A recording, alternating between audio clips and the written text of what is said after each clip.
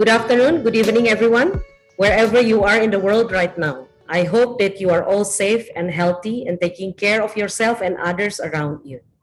I am Sondang Tampu Bolot, the International Relations of Nasdem Party Indonesia.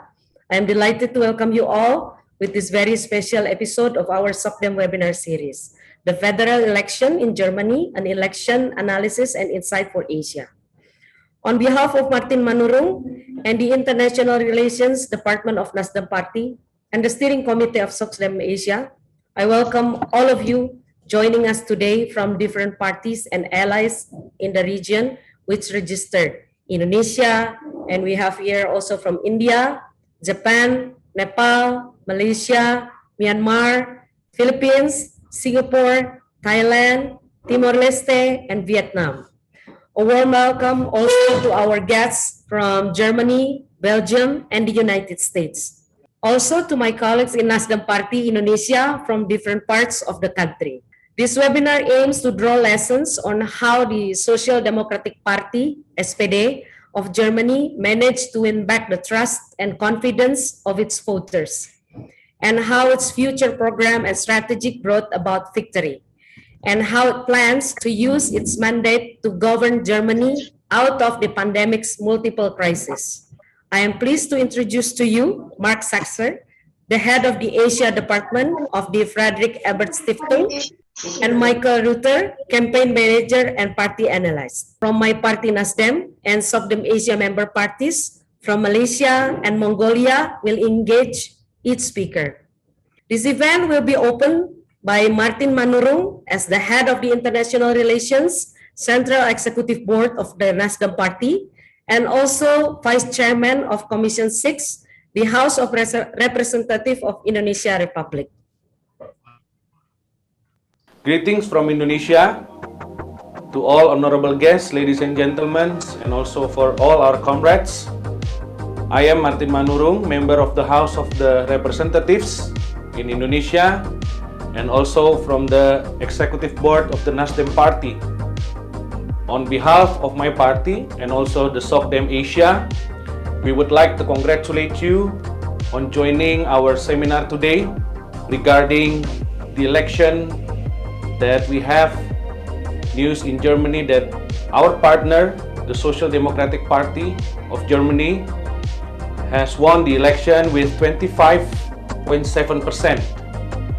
Of course, we hope that the SPD will be successful in gaining coalition and form a new government in Germany.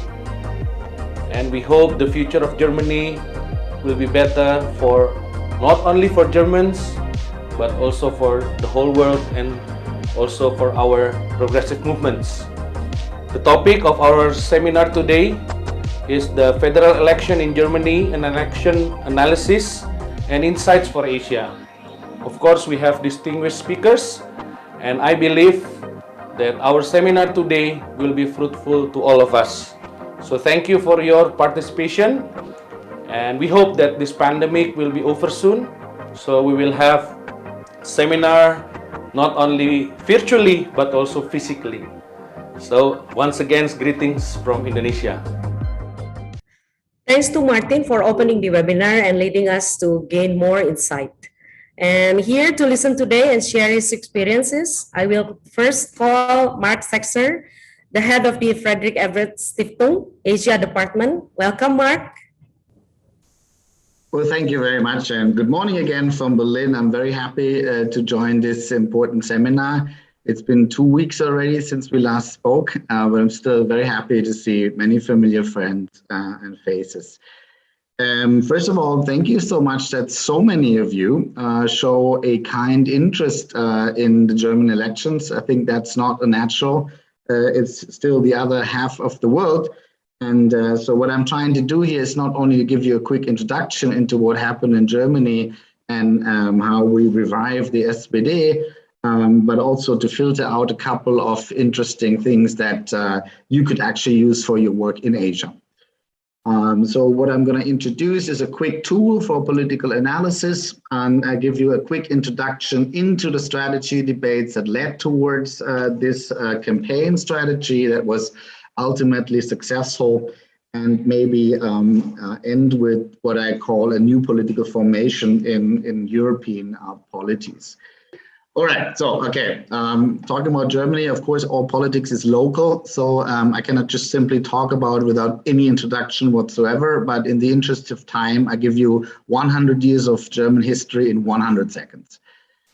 So I think what's important to understand is that the German Republic, the German democratic polity started with, by the way, a president, which is now the namesake of my foundation, Friedrich Ebert, 100 years ago, the so-called Weimar Republic, which was a very troubled polity, lots of political parties, lots of violence in the streets, and lots of political instability.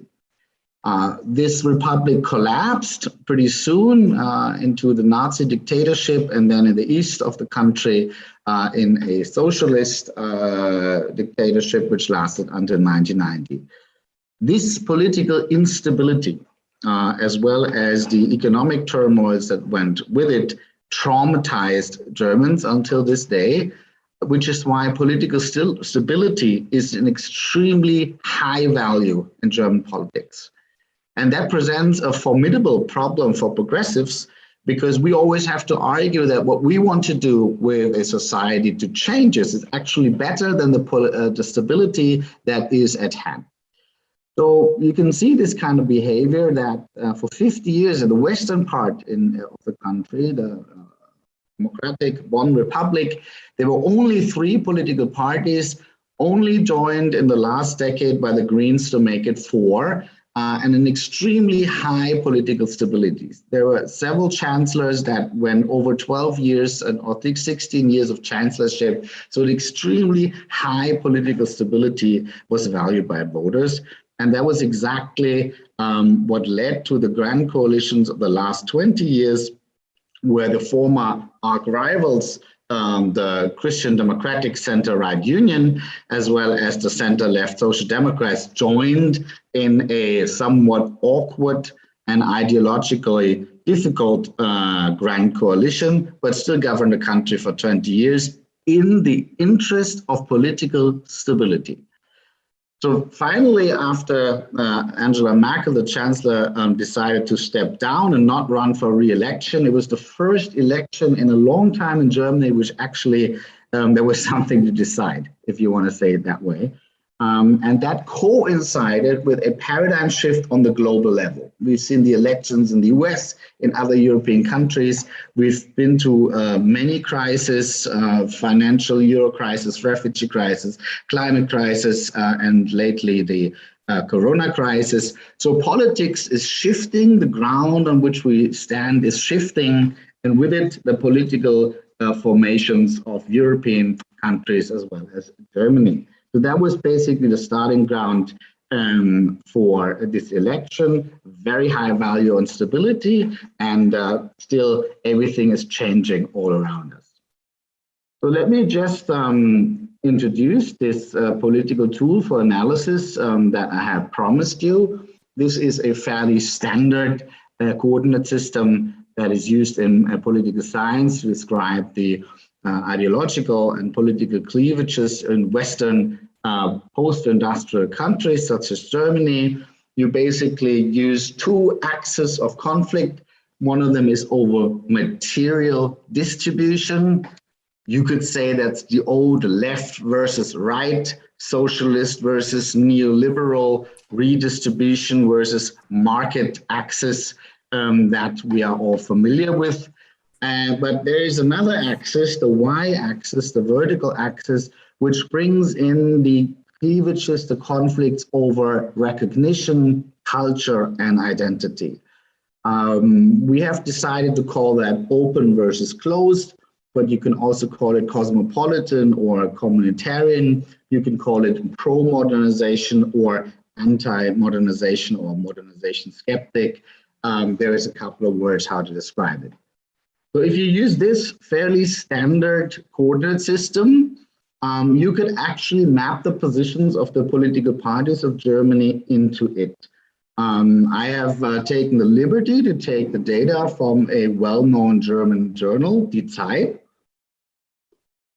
where they asked their readers, how would you actually perceive the positions of the political parties of Germany in this political field?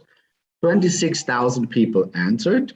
They're certainly not neutral observers. I think they have a left liberal bias, but still it's a fairly interesting observation how people actually perceive how political parties have positioned themselves. You can take these positions, put them into political field, and boom, there you are, you have a political field analysis. So that's basically the political field of Germany. You have 6 major parties. The union is divided into 2, the CDU and CSU, which is only running in Bavaria. But you have a center-left party, which is the SPD. You have a center-right party, which is the CDU. You have a democratic socialist post-communist party, which is the left party. You have a right-wing populist party, which is the AfD. You have a liberal, formerly neoliberal party, which is the Free Democrats. And you have a green party on the top of it. So that's the political field. And of course, in front, before every election, there's lots of maneuverings. Parties are trying to position themselves in an ideal way. So there's been some moves and some changes, and I want to shed some light into what actually drives these changes in positions and what was the thinking or the debate actually, and it was quite a vicious debate over a couple of years within the progressive camp at large and Social Democratic Party in particular that led to the positioning of the SPD. So if we have a look into that, first of all, this slide before, and this is not the political parties, that is the society of Germany, the post-industrial, pluralist, fragmented, polarized German society. You see, that's quite different from what we had in the 19th century, where you had like bourgeoisie and proletariat, which was always a way too schematic, but it was more simpler times back then. Today you have at least 9 what I call life worlds. That is a social milieu which shares a position in the class structure. So they have common needs and interests in material terms. They have certain values as well as worldviews, and they share certain hopes and fears. Right? So that's what I call a life world. And the question for any political party is, can I mobilize one of these life worlds or more of them into a electoral coalition in order to gain enough seats to get into parliament? So it is, by and large, always an exercise in voter alliance building, societal alliance building, electoral alliance building, which means that is basically what every campaign needs to be able to do.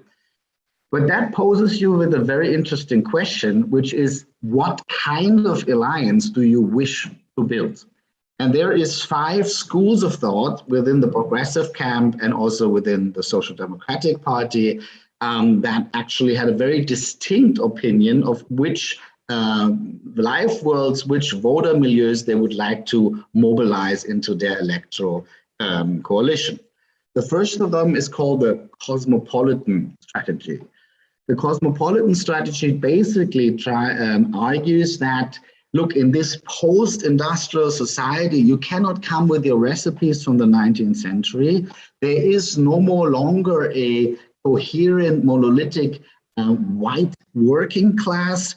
There is a very diverse post-migrant working class with lots and lots of service workers, clique workers, and so on. And that is the people that we have to actually mobilize, which is why you have to take their concerns, not only the material concerns for social security, as well as good wages and decent work, but also the identity concerns over discrimination and recognition seriously, and build basically a social alliance between the educated urban elites and these minorities.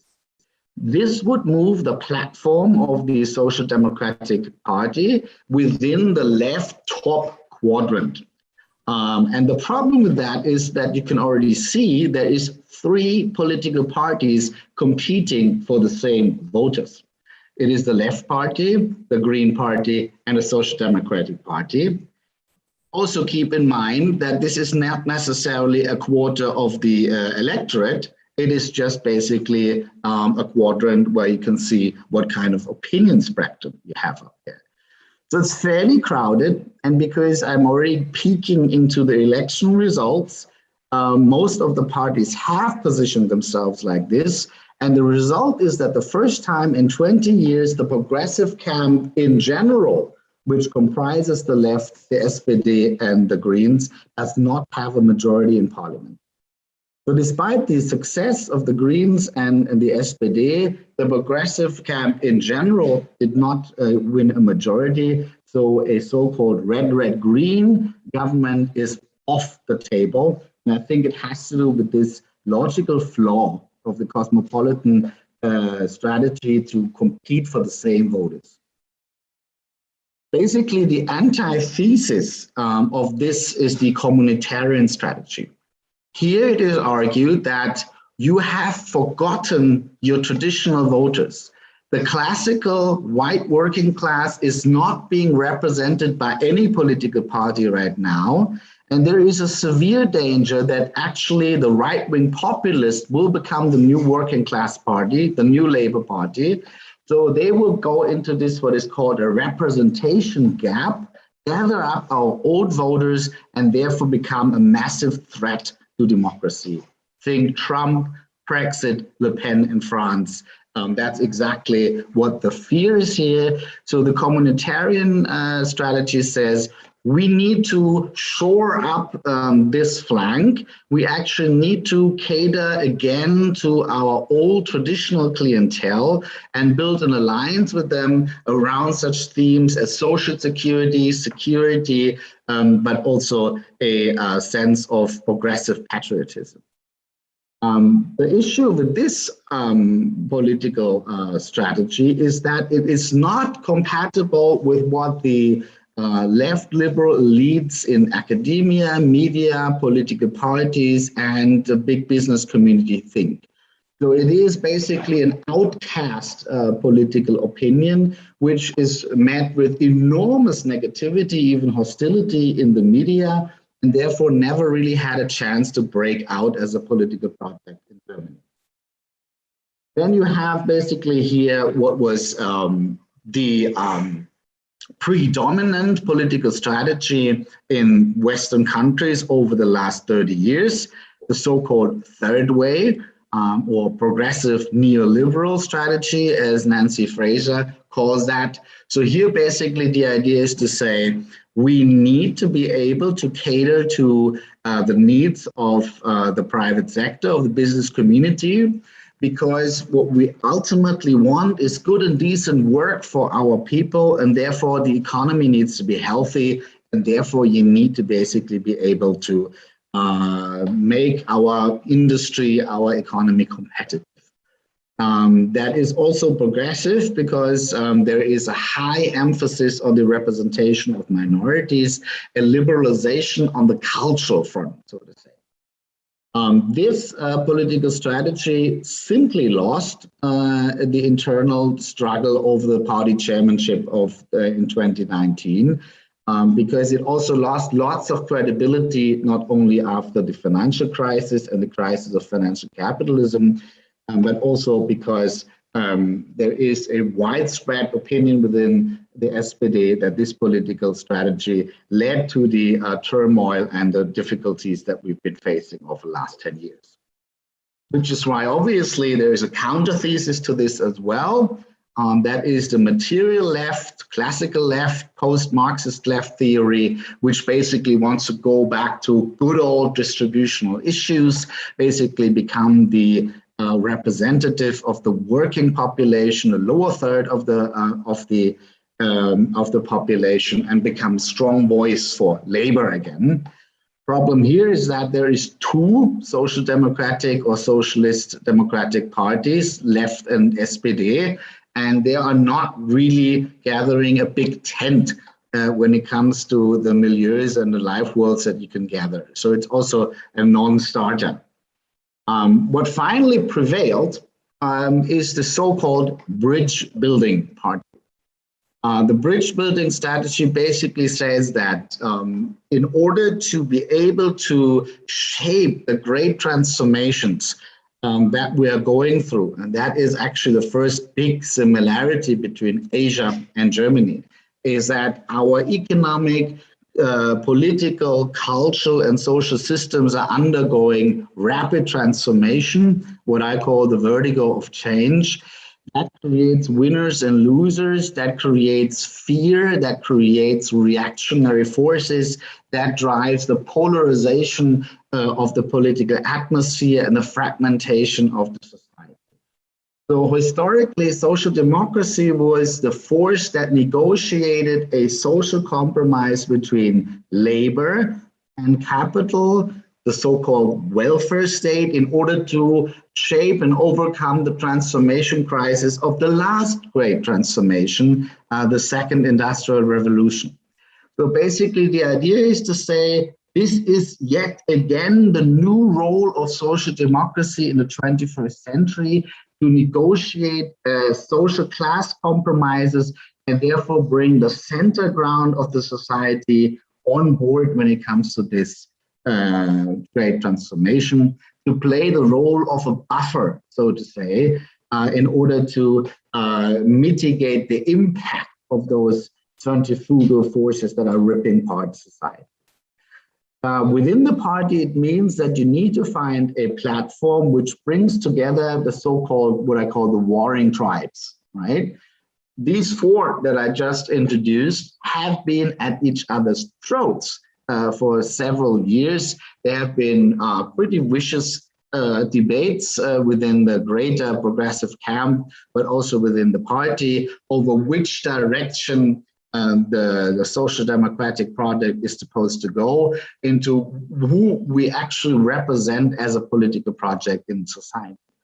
And the bridge building party actually means that you have to bring these four tribes together on one platform so they can march together in unity in order to basically promote what we want to promote on the political agenda.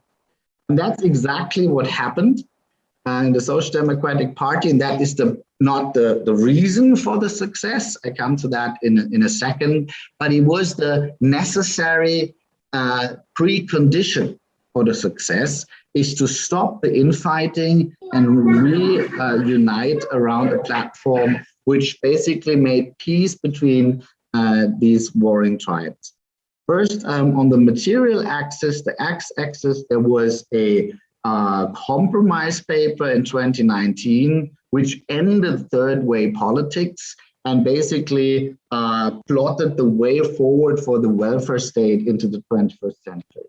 That was actually a major step towards making peace between, so to say, the left and the progressive neoliberal tribes, and actually paved the way towards what I just said, social democracy as a pathfinder, social democracy as the party of progress going forward, and being the party of the future in a material sense. In 2021, only 6 months before the election, there was a big clash between the Cosmopolitan and the Communiitarian wings of the party over identity politics. And basically what the party leadership and the candidate managed to do is to rally the troops around a platform which is called respect. Respect was that bridge that everyone could cross. Respect for the minorities that feel excluded.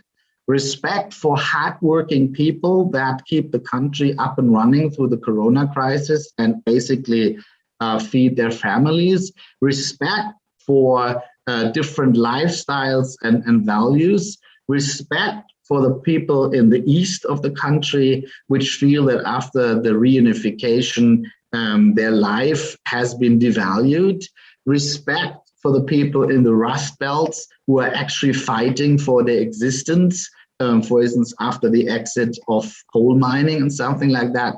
So basically, respect was the formula that everyone could rally around, and it was a true bridge that everyone could cross. That actually allowed the Social Democratic Party to be united, behind one candidate. The candidate is actually the reason why we won the election.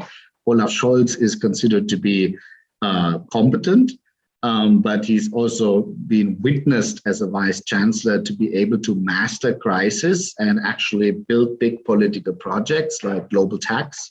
He is a fairly sober candidate, soft-speaking, pragmatic, and he was basically seen as an heir to Angela Merkel, but with a little twist. And that twist is that what I call the new political formation in Western countries. The formation is as such that you have basically three answers to transformation. One of them is the conservatives that basically want to slow it down, don't want to change much, keep the status quo. Then you have the left liberals, the Greens in particular, in Germany, who will say, we need to speed up, make it more disruptive, no matter the cost for all those who are basically being run over by this fast train of transformation.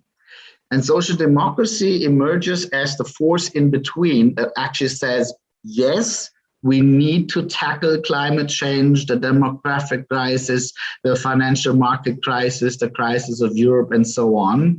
But we need to do it in a balanced and socially just way, because that gives us the political stability, the social peace, that we can actually see that through, right?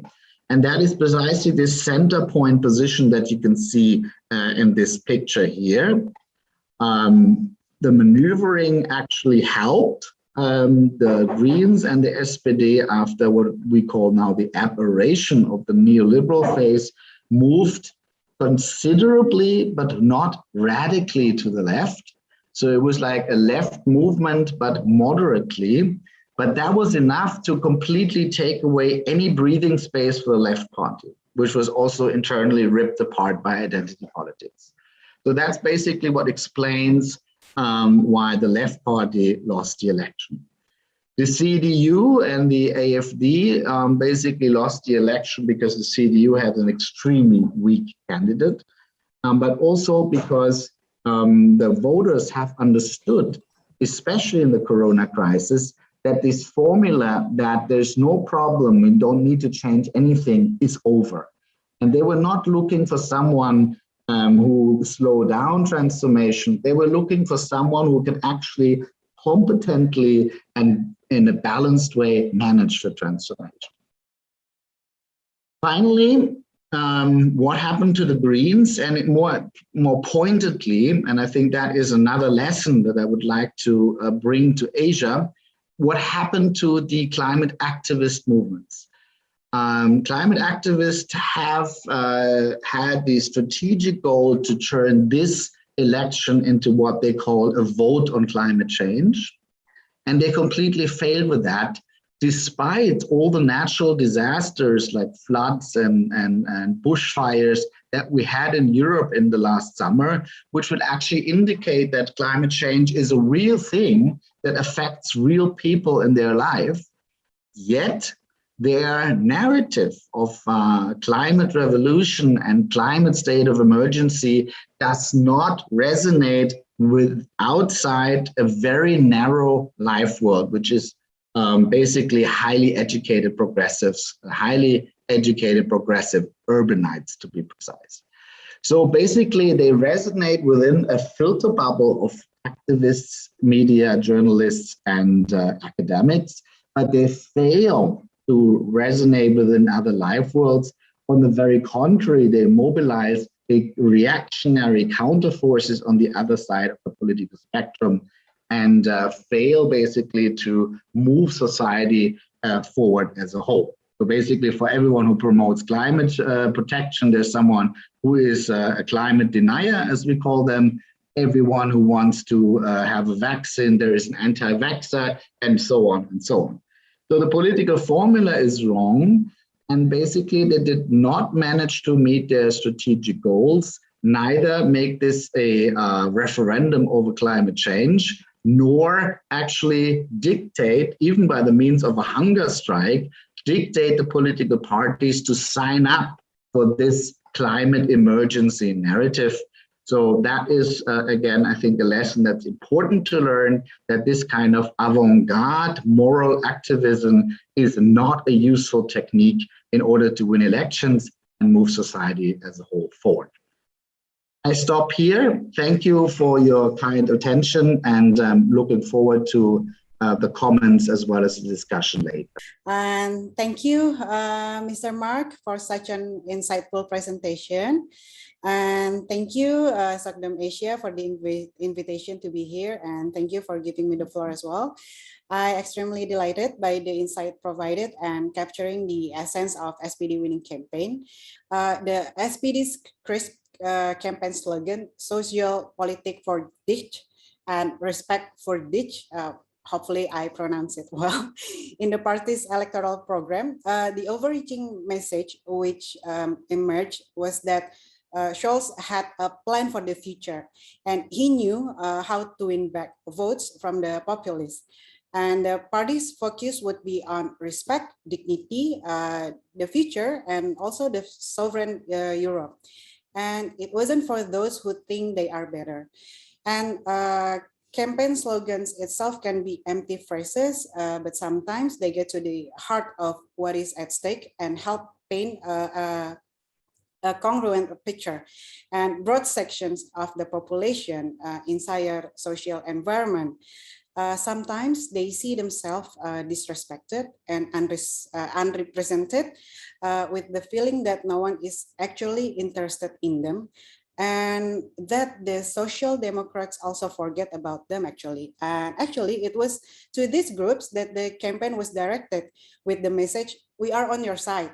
And it is not possible completely to win back lost trust within a short period, but a few steps forward have clearly been made. Also, the Social Democrats and Greens on the one hand and the FTB on the other are worlds apart. And from your point of view, Mr. Mark, I would like to know, how will this coalition going to work together going forward, and on what compromises? Guten Nachmittag. But well, first of everything, I would love to express my high appreciation for established system that the German government been used for each of their national election, and especially for the SPD elections victory. That is a surprising and certainly is the source of happiness for all of us, despite the many media dumped and challenge this matter. So SPD back to rise and back on the right time. When we talk about the electoral system in Germany, honestly, I really respect and I really admire with this system, because last night when I found some article about the basic information to know how the election's running in Germany, I know the system has really helped to the people to get their vote easily.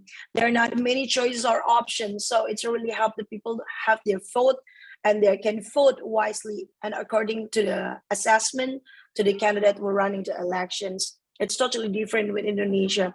Regardless of the political system in Germany, this is a massive information that SPD used to win these elections, about the strategy and how they can approach the people with the issues. I just want to focus with these issues right now. I do really respect for the respect culture to all aspects of life that SPD bring these issues to the people of the Germany, especially about the equality between the men and women, all forms of appreciation for every single society, start from the low up to high the society.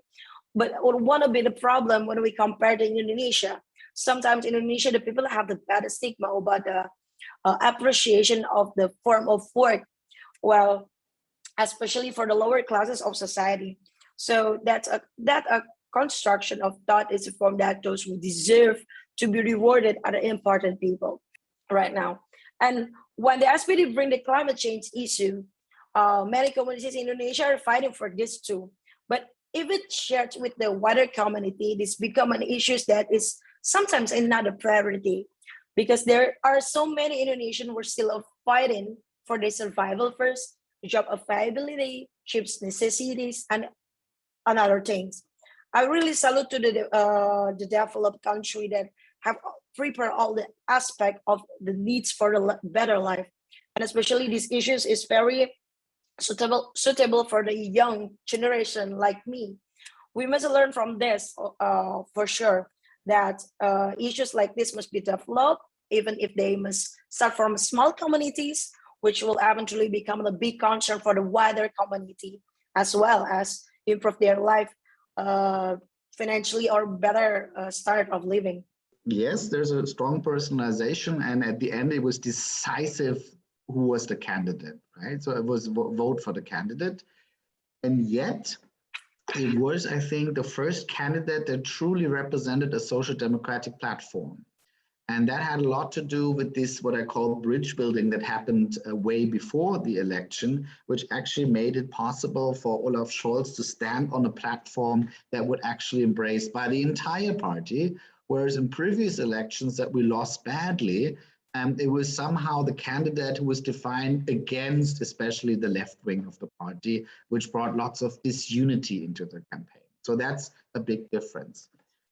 Second, I think, Rati, you mentioned that there are no new policies. That's true on the policy level, even though, for instance, minimum wages and pension control was extremely important. But what is new is the so-called missions. You're probably familiar with Mariana Mazzucato's mission economy. So the idea that there needs to be a push, society needs to come together around big missions. SPD has defined 4 of them for the elections: on climate, on digitalization, on mobility, and on health. And that actually gave it this kind of forward-looking, progress-oriented, let's go and let's do it. Anpacken means let's tackle the issues in German. And that was actually basically the engine of the campaign. Then the question, of course, the question of all questions, how is this coalition going to work together? It is an unusual coalition because it goes across ideological camps again. Like I said, the FDP, if we had a neoliberal aberration, the FDP for 2 decades or 3 decades was actually epitome of neoliberalism. So how is that going to work? So obviously, this is not a redistributional alliance. That's impossible. But I think what is possible is that you build a so-called traffic light coalition around the idea of progress. It's quite interesting that not only the Greens basically market themselves as the main driving force of transformation, social, ecological transformation, that is, but in the so-called center-right camp, the FDP, the liberals, were the only ones who also fully embraced the idea of modernization, fully embraced the idea that stuff has to change in order to stay the same. They, of course, focus more on digitalization and unleashing a new wave of growth. And I think so you basically have 2 engines going forward, which then presents us with the question, so what then for the SPD? So the others are doing modernization and we are like the good old party that cleans up after them. I think that actually brings me exactly to that, what I'm trying to say, and what I wrote a book about, transformative realism, which is to say the historical role of the SPD was always to find a balance for this transformation, balance them out, to cushion them, to basically strike compromises around which social classes can come together. And that, again, is the role that we have to play again. We are responsible for everyone to be on board. All those who either are really objectively losers or actually fear to be losers of this transformation must know that they're not forgotten and they need to be compensated to a certain degree. That is actually a big difference to the last social democratic government. We must not again basically tell our clientele that we do not care about their issues anymore. That would be devastating. On the very contrary, I think it's our job to bring the center ground of the population on board with us. And that is, I think, the role that we can play in this coalition. We have Michael Ruther as one of the SPD campaign manager and the party analyst to talk about the pandemic and progressive campaigning, lessons from the SPD. Good afternoon, Michael. Good morning, Oh, Mrs. yes. Sondang. Sorry, and, yeah. Good morning. Everybody from Hanover in Germany, in the north part. I'm very happy to be with you and to share some, I think, interesting points about the campaign and about running a campaign. Let me start with 2-3 sentences about the things what I have done in the last 20-25 years. I'm especially involved in a lot of campaigns, starting with the successful campaign of Gerd Schröder, already 20 years ago. And after that, I have worked and analyzed and run a lot of campaigns by my own, or advised parties in Europe how to do a campaign. And maybe it's also interesting for you. Of course, Mark has explained very interesting and very good the political theory behind the success and what is important to think about to prepare a campaign. In my point of view, a campaign is a little bit like preparing a football game or other game. You need 3 points to be very successful in a campaign, and the best is that the 3 points are being together in a triangle. And the first of all is, of course, and this we have in the last election, you need a very good team leader or candidate who is able to be the candidate, and more important is that the voters are thinking that this candidate is able to run the country. And Olaf Scholz was 25 years in different positions in German politics. So nearly everybody knows that Olaf is able to run the country. He's able to be, and was the finance minister. He was able to be a very, very good mayor of Hamburg, and so on and so far. So I think a candidate who is respected and the voters knows that he's able to do it is the first point. The second point, which is very, very important, is the program. And Mark has explained a lot how our program was fitted, but on the more psychological point of view, it's important that the program is very much linked with the candidate, and it must be very much linked with the third point, which is important for the triangle of a successful campaign, with the party and the party activist.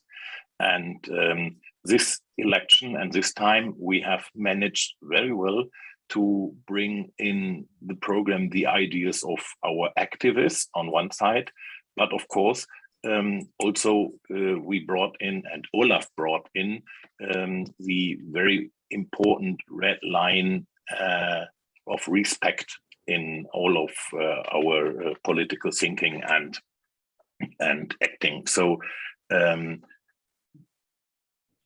if you would like to be successful, it was my first hint for everybody of you, try to create a successful triangle, and campaigning is handcraft.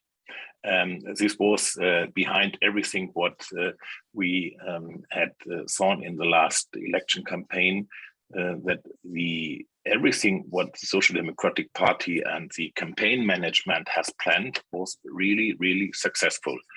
And I have also prepared some slides. I would like to share them with you. I hope you can see that. Yes, we can see it. Okay, then I would like to continue, because the last election, my former General Secretary Franz Müntefering has said every election campaign is a special campaign, but the last election campaign in Germany was really, really special due to 2 reasons. The first reason is the pandemic. This I will stress later on a little bit more deeply. But second, I also would stress some points which was very special for the last election campaign. I told you some minutes ago, election campaign is like building a team, and if you think about football, then a football match, you have 90 minutes for being successful, and there are two half times in a football game, and in the first half, the Social Democratic team were not in front, even much worse. All our competitors had shot 4 or 5 goals, and we have shot 0 goals. At least this was the impression in the everything what have shown the election polls, and also what have written all the newspapers and medias. And even in the second half of the game, let me keep in this picture, maybe until the 80 minutes of a 90-minute football game, the Social Democratic Party was not in front. The last 10 minutes, Olaf Scholz and his team and we was able to change really the game. And this is, in my point of view, thinking about how a campaign can be organized and how a campaign can be managed is really, really, this is, in my point of view, the main reason for the success. Olaf was able, and our General Secretary, Lars Klingbeil, and the whole team was able to keep the party together during the whole election campaign, even in the time when everybody expected that the Social Democratic Party will not win the election. And normally you have inside a party, especially in Germany or even in Europe, if there is the impression that you will not win the election, then you have a lot of people around telling the medias, oh, I know that the actual candidate is not the best one, the general secretary is not able to run a campaign, the program is not left enough, or the program is too liberal, and we have not enough money for being successful in our regions, and the headquarter is not working very well, and so on and so far. There are a lot of points you can read them in the newspaper. But even in the times when in the opinion polls in July, 3 months before the elections, we have around 15-16%. Even in that time, the party was strongly behind Olaf and was strongly active inside the campaign. So this feeling, this impression, being a union, being one team, is, in my point of view, very, very good. And this was very good handled by Olaf and his team. And one short impression for this to this topic. Olaf was nominated around 1 year in front of the election date in September 2020. And in every interview, in every speech, Olaf told that he will be the next Chancellor of Germany. And until July of this year, every journalist thought that Olaf Scholz is a little bit, how I can tell it polite. Everybody thought that Olaf will not be the Chancellor. Olaf will not win the election, but he was so convinced, and through his this way he takes all the party and at least also the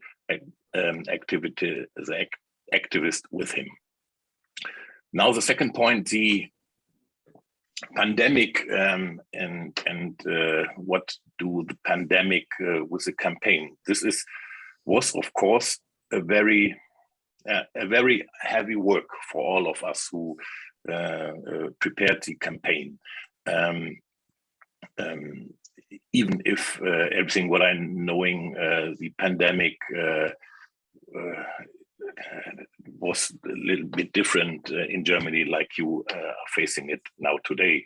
But for us, we had faced a lot of different points. First of all, after the German rules, it is not and was not allowed to nominate candidates in the constitutions and in the lenders without normal meetings. Online meetings were of course possible to discuss and share some ideas, but for the legal framework, it was not possible until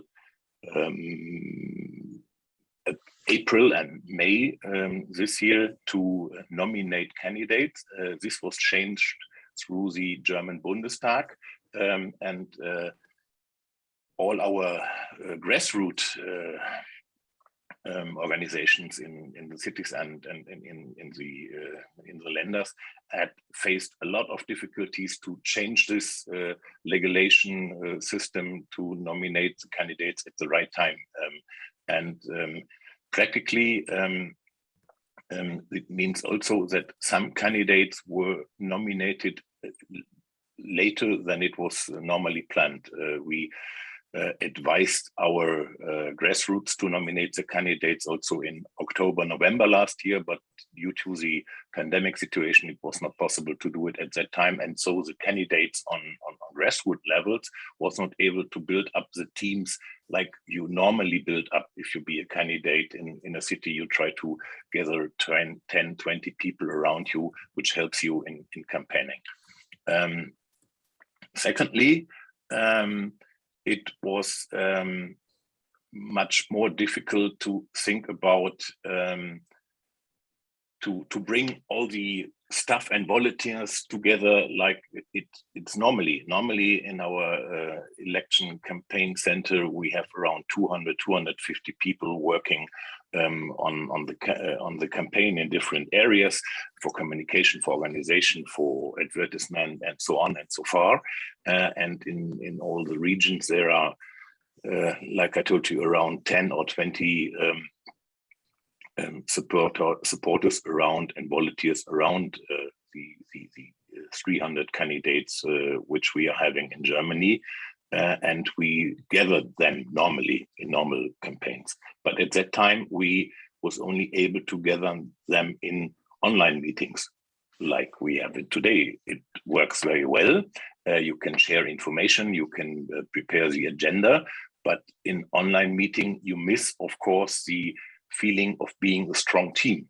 If you be in a room with 300, 400 people, you get a different spirit to be involved, and the online activities are not as good for spreading the spirit.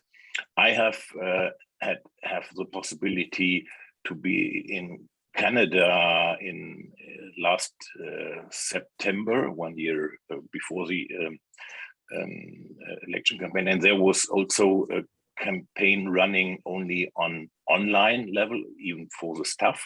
And there I have learned a very interesting point, and if I could bring it to your campaign, it would be maybe helpful for you. They had put 2 channels in every online meeting. So if 20 volunteers, for example, had get the task to make calls to involve people in a campaign or convince people to go to vote, then they had opened a second line, one for Zoom, with a team and with a telephone to call the voters. And if someone of the team had a question or a problem to speak with the voter, then he or she could bring in the question and the problem in the Zoom meeting with his other colleagues, so that everybody can share the problem. And if he had or she have had a successful call, then he or she also brought in the success in the Zoom meeting, that all the others can get the spirit, okay, we can be successful. So if you have to plan activities with your volunteers, also try to use this second channel possibility to bring in the spirit. And one other point, which is more different than due to a normal campaign. Of course, all social media activities were much more important than to other campaigns. We had spent a lot of more work, people, money in social media communication by Facebook, by Twitter, by Instagram, and of course building up communities for social media campaigning. So we were able to bring in a lot of activists who were mainly active in social media. So they had discussed on Facebook or Twitter or Instagram to convince people to go to work, to go to the election, or to get out to convince people. So I think with this you are more familiar than we. And in what I saw, and I had also the possibility to be very much involved in the March elections in two lenders of Germany, and in March this year the pandemic was in that way that the people was not allowed to leave their houses and not meet people in the street. They can go out, but they was not allowed to meet people. And there we saw that some old communication channels were very much used by our activists and our members. Our activists had distributed a lot of flyers in putting them in the houses, and distributed also a lot of posters in the streets. So this we used also for the national campaign. We had prepared much more flyers and newspapers and so on and so far. So-called old communication ways, but our members and our activists use them very well, and maybe it was also some way to that we were able to win the election. And the third point, which I also bring in shortly, of course, due to the pandemic, this creates also a lot of new creative, new activities.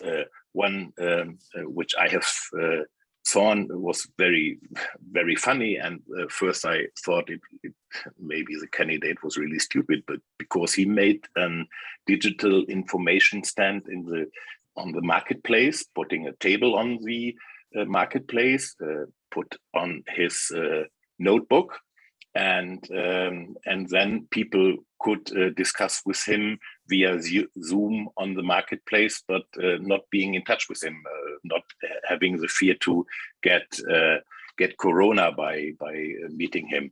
And due to this creative way of digital information stand, he reached, of course, a lot of people, but he reached also the newspaper, because the newspapers and the TV station reported about this very creative way of informing and reaching the voters. And the last point, to bring you also some ideas in the debate for your campaign and for your political work. I think the pandemic has changed a lot of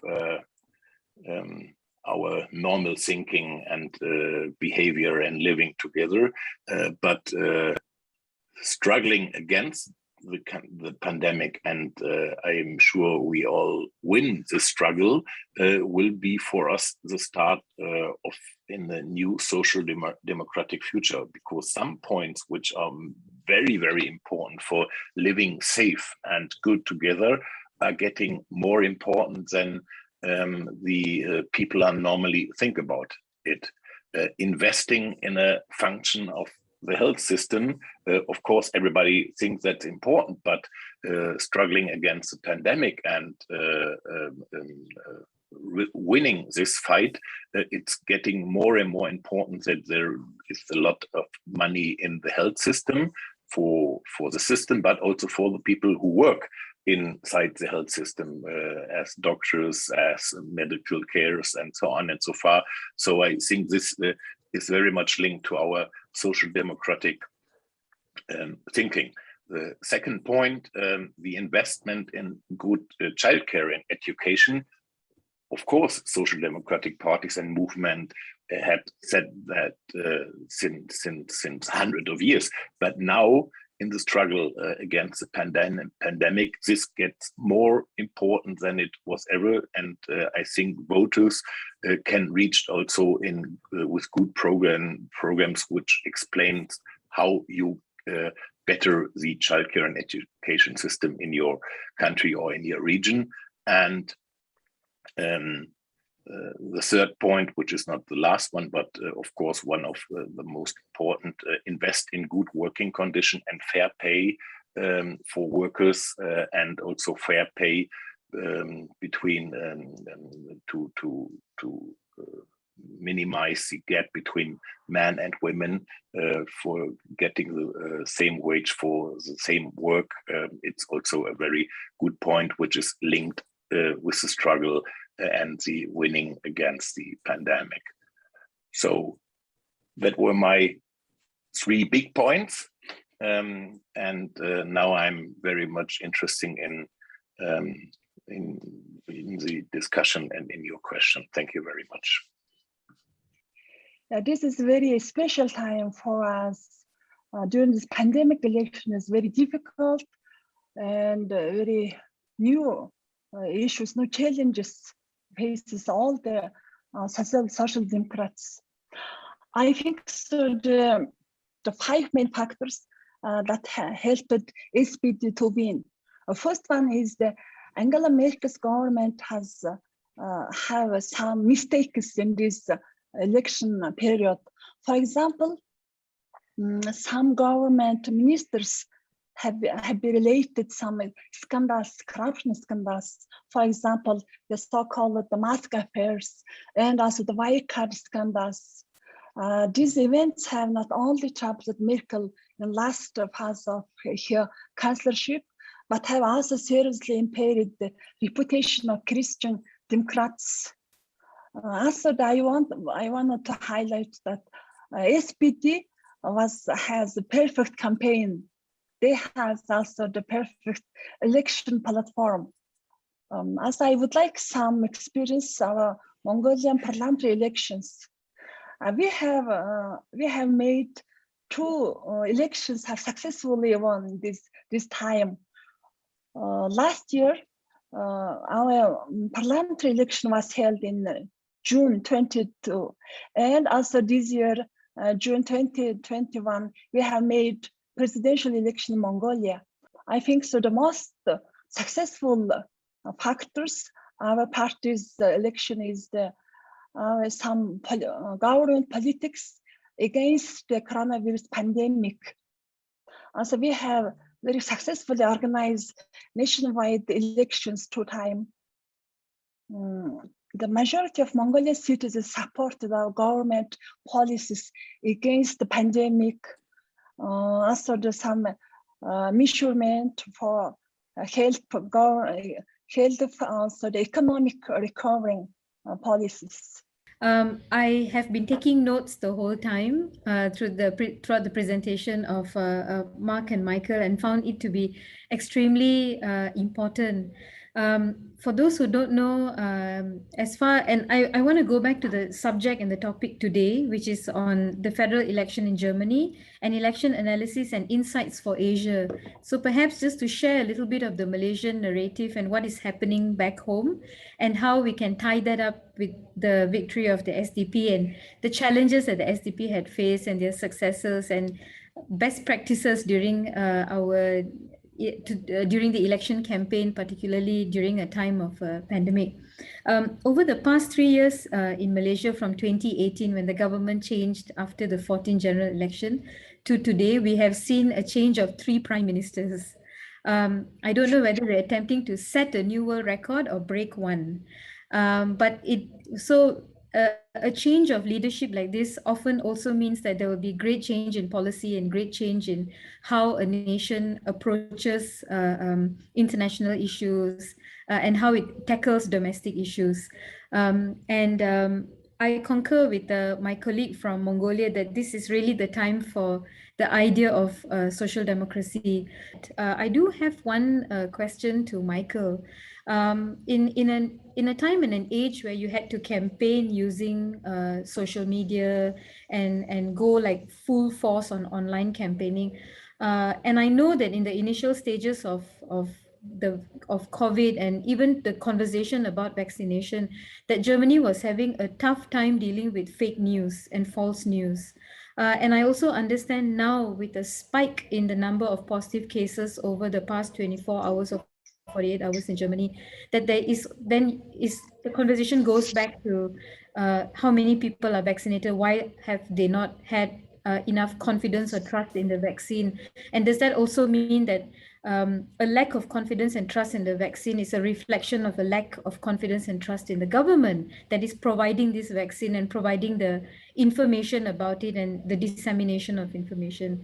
You may wonder why I'm bringing this in today, because again, a successful campaign cannot be run if there is a great level of distrust and uncertainty, and especially when you have misinformation taking over.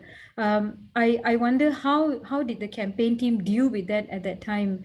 Yeah, good afternoon all, and good morning, Michael. And thank you, Kakak Sondang, and of course, the Sokdem Asia for the opportunity for us, the youth, to could give our thoughts about the situation. And thank you, Michael, for the super great insight and the explanation. Okay, so in Indonesia, actually the generation of the millennials and Gen Z predicted will take around 60% of the total voters in Indonesian election in 2024. So I think the youth will take really big parts on the election winning in 2024. So I think we should really have to prepare some strategical plan to winning this generation, the millennials and also the Gen Z in Indonesia. So in recent survey, which taken from Indonesian youth in last September 2021, this year, turns out 43 of youth willing to pay monthly for the climate change donations up to 31,000 Indonesian rupiah. And even the 80% of them, they are pushing the government to do something with this climate change situation. This is a really big movement, since before today, the climate change issue has not become the main political issue in Indonesia. So I think we could relate with the SPD strategy in Germany with our current condition and situation. So as SPD has done with the last election, maybe at first we, the youth of the Nasdem, we will also prepare our volunteers more before we really jump on the campaign. So our volunteers could understand more about our program and maybe our strategy, so they could more effectively support our movement. So this is a really good insight for us, the youth, especially in Indonesia.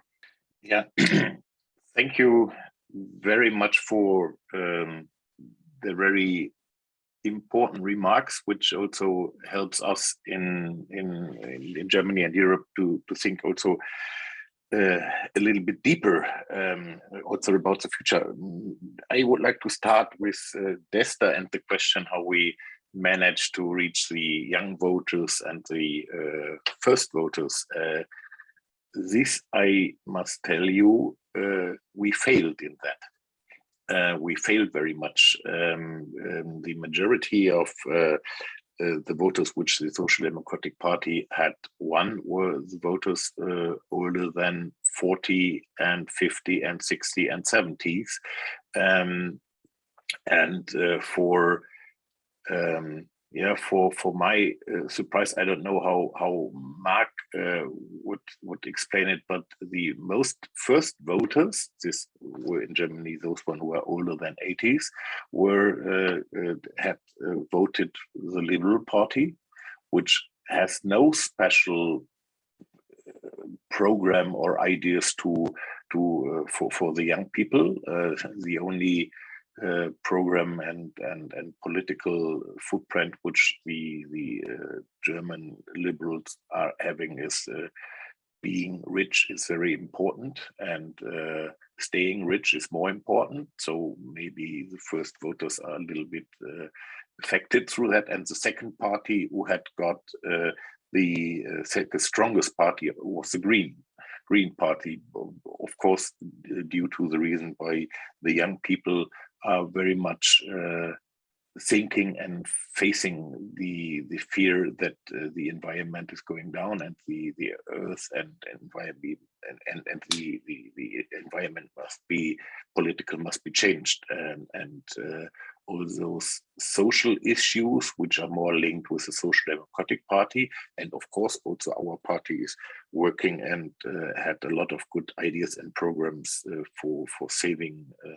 the environment, but the young people and first voters did not trust us. This is really a task for the coming weeks and months and years, that our party get more voters from the young people and get much more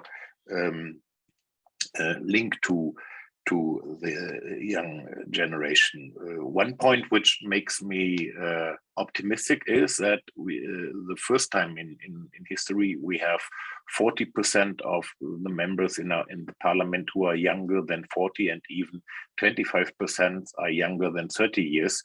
So we have a lot of members in parliament, in our parliamentary group, who belongs to the young generation, and I think it's much easier for those one who belongs to the young generation to speak with them and to think and feel with them.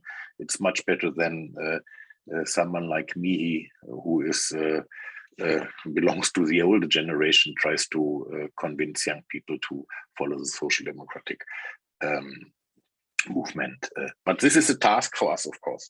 And secondly, the mistrust and the question to mistrust and fake news and vaccine. This is a very good question, but it's also a very difficult question to find, to give short answers. First of all, the struggle against fake news. For that, I think it helps very much that we have a strong community movement and community work inside the social networks. They were some kind of ambassadors for our movement to struggle against fake news in the social media, and to put on right information and good argumentation in Facebook and Instagram and Twitter. This helps a little bit. And this is important for if you prepare a campaign, to think about to have a strong community management, to be active in the social networks. But the question, why the people who don't trust in vaccine and who don't think that Corona is a pandemic, I think there will be around 8 or 10% in Germany who think in such kind of ways. There was a party running for parliament, so-called Basis, but they only get 1% of the votes. All the others, people who don't trust in the vaccine and don't think that Corona is a pandemic, in some ways the right-wingers had get their votes in the election as a so-called AfD, and this is not the Corona landscape, it's the landscape of the political results. And you can see that the East and North and West and Southwest is the Social Democratic Party has won the election. And there are this blue border in the southeast of Germany. This is where the right-wing AfD had won the election. And if I would have a pandemic landscape, then I could show you that in these areas, all the numbers for the increase of corona is also in the same region. And if I would have a landscape on my notebook where you can see in which areas the vaccine is more successful or less successful, this is also the same area where the vaccination is not working as well as it works in the north part and in the west part of Germany. So there is a political link in people who are not convinced in getting vaccinated, and even maybe not thinking that that corona is a pandemic, and there's a mistrust in all what the state is doing in information and telling. So there's a political link, and you have to be careful with it. And the only advice which I can give you is having active movement and a lot of party activists to convince people first to go to vaccine, secondly vote for your party and the Social Democrat, which would be, of course, the best. Okay, I think everyone is already understand about what you are sharing to us, Michael and Mark. We are very thank you for both of your sharing. It's a new thing for us, and then it's a lesson learned. And we are now more optimistic, yeah, for our next election. We should be learning from you a lot how the SPD challenge for the last 16 years, and then now you come to a victory, and we wish Olaf Scholz could be the next Prime Minister of the German. And we also would like to thank you for the SOCDEM Asia, for the team, for Macris, for Marlon, Bea, Carlo, for always fulfilling our crucial training and webinar. And we thank you also to FES team in the Philippines and in Jakarta. And that's all for today.